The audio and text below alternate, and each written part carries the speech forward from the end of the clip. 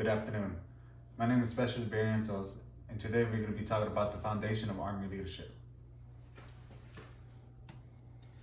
So the lesson plan for today is what defines Army leadership, the Army leadership requirements, and the foundation of Army leadership, which is competencies and the attributes. The competencies are leads, develops, and achieve. And the attributes is going to be character, presence, and intellect. So what is Army leadership? Army leadership is the role in which you take to influence soldiers by providing purpose, direction, and motivation to achieve the mission at hand and to improve your organization.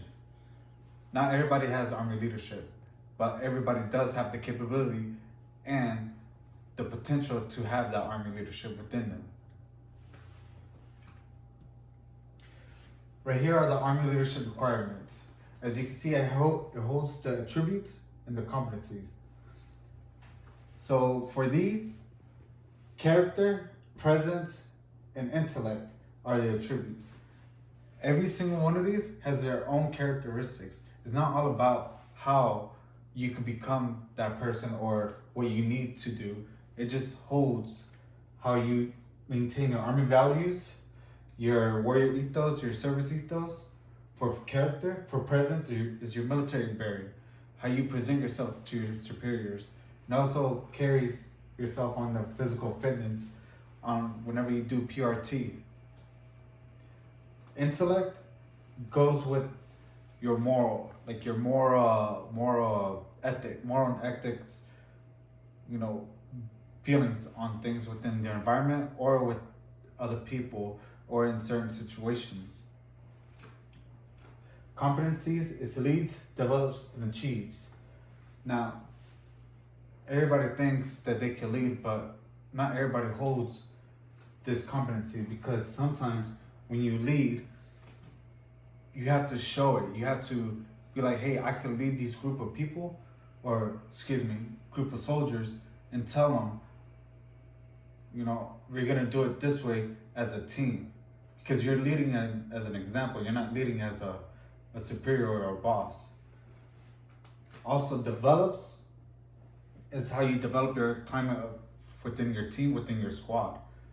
If you have a better squad than anybody in your company or your platoon, that tells a lot, and it can also outshine other squad members or other soldiers in different squads, as you could say.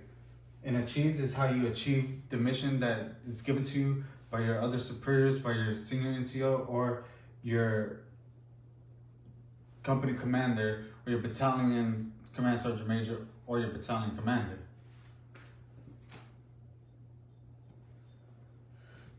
The leader attributes, again, is character, presence, and intellect.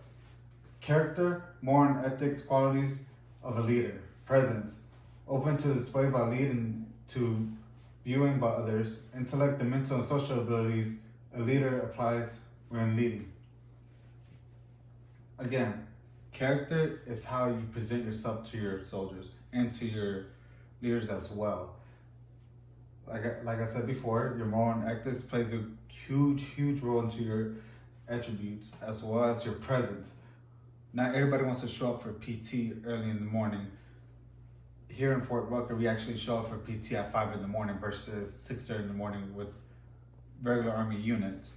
So our presence means a lot when we're there on time, 10 minutes prior, right uniform, shaved face, not just ready to do what we have to do early in the morning. Intellect is the mental and social abilities a leader applies when leading. Everybody is not entitled, or everybody doesn't have very good social skills, and some leaders cannot, how can I put this? They cannot separate in their mental state of what's work related and what's personal. Some leaders and some soldiers bring personal matters into work and work into personal matters. For instance, as an example, I was always told, once you get home, whatever is work related, you leave it at the door because it's work related. You don't want to don't want to conflict your personal life with the work life, and whatever's personal to you, you leave it at the front of the door of your company, or the front of the door of your tower, or outside of the mortar pool. You don't want to bring your personal life into work, because sometimes it can affect your soldiers, it can affect your squads, and it can affect how you lead. The competencies. Leads, develops, achieves. Leads provides a purpose, direction, and motivation to build trust. Develops, creates a positive atmosphere, develops themselves and subordinates and stewards of the profession. Achieves, executes, and receives results when accomplishing tasks and mission to standards on time. So leads. As I said before, everybody thinks they can become a good leader. They know how to lead. Not everybody knows how to lead.